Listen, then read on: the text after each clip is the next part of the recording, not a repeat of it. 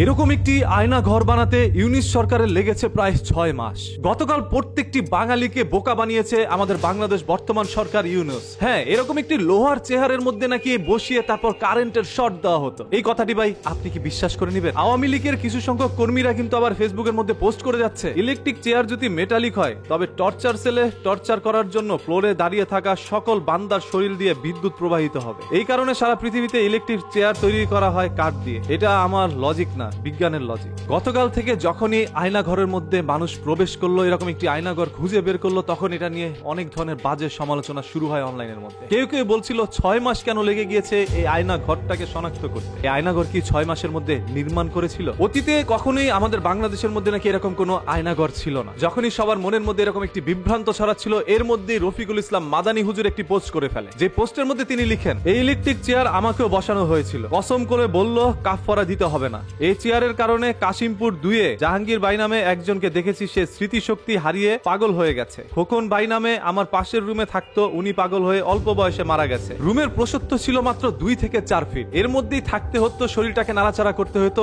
এর মধ্যেই টয়লেট করতে হতো, আবার এর মধ্যে বসে খেতে হতো। নামাজ পড়তে গেল রুকু দেওয়ার সময় হাত দুই দিকে লেগে যেত। এরকম ছোট ছোট রুমের মধ্যে মাদানী হুজুরকে রাখানো হয়েছে। তাহলে কেন আপনারা এখনো বুঝতে পারছেন না যে এই আয়নাঘরটা আসলেই ওই আমলেই ছিল? মাদানী হুজুর তো এখানে বারবার কসম করে বলছে এবং তাকে উলঙ্গ করে উপরে ঝুলিয়েও কিন্তু পেটানো হয়েছিল। হ্যাঁ, এরকম মমস্যতম ঘটনা আমরা এখনো ভুলিনি। এবং যারা যারা হয়তোবা জেল খেটেছেন তারা সবাই এই সম্পর্কে কিছুটা ধারণা রাখেন। ধরেন পৃথিবীর অসংখ্য জায়গায় কিন্তু এরকম আয়না ঘর রয়েছে বা টর্চার সেল রয়েছে, যেখানে মানুষদেরকে নিয়ে এইভাবে টর্চার করা হতো। গতকাল আমাদের বাংলাদেশের মধ্যে এরকম একটি জিনিস খুঁজে বের করা হয়। শুধু বাংলাদেশে যে এইটাই প্রথম তা কিন্তু না, এরকম আরো অনেক জায়গায় আয়না ঘর রয়েছে। সেগুলো খুঁজতে গেলে হয়তোবা আপনাদের চোখগুলো কপালে উঠে যেতে পারে। এই আয়নাঘরটি যখন আমি প্রথম দেখছিলাম, আমার শরীরের পশমগুলো দাঁড়িয়ে গিয়েছে। একটু ওই জায়গায় নিজেকে চিন্তা করে দেখেন তো, আশেপাশে আপনার পরিচিত কেউ নাই। কিছু সংখ্যক লাইসেন্সধারী মানুষ এসে আপনাকে সেই চেয়ারের মধ্যে বসিয়ে কারেন্টের শর্ট দিতে থাকলো। সেই ইলেকট্রিক শর্টের কারণে আপনার স্মৃতিশক্তি হারিয়ে যেতে পারে, বা হার্টের কোনো রোগী থাকলে সে ওইখানে হার্ট স্ট্রোক করতে পারে। এরকম মারাত্মক শাস্তিও আমাদের বাংলাদেশের মধ্যে হইতো, সেটা আমরা কেউ জানতাম না। একমাত্র যারা ওইখানে গিয়েছে তারাই জানে। আচ্ছা, আপনারা সবাই তো জানেন